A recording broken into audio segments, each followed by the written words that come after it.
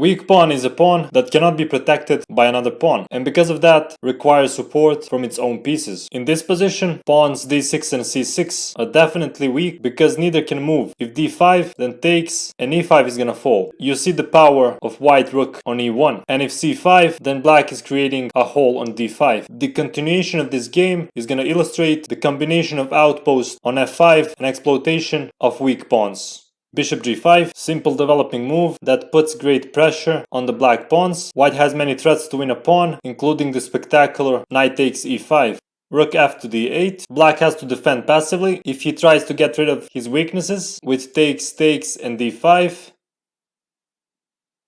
Then queen h5, h6, and now spectacular shot, knight takes, takes, queen takes, rook f to e8, and rook e3, with a winning attack for the piece. Author made a mistake. Here the computer gives the defense bishop e8, covering the 7th rank. Author gives the better line. Instead of taking here, we have takes, and queen takes g6. Takes and knight e7 of course. King h7, takes, and e takes d5, winning a pawn. So rook f to d8, rook c1.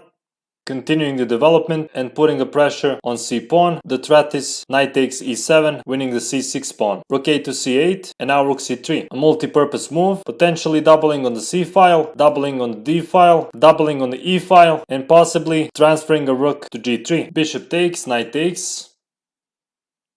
f4, g3, and now bishop h5. If knight e6, then queen g4 is extremely unpleasant for black. After bishop h5, we have queen d2, knight e6, takes, takes, and queen g5. Suddenly, the game is over. There are 3 different threats, queen g7 mate, queen takes bishop, and knight e7, and no defense to all of them.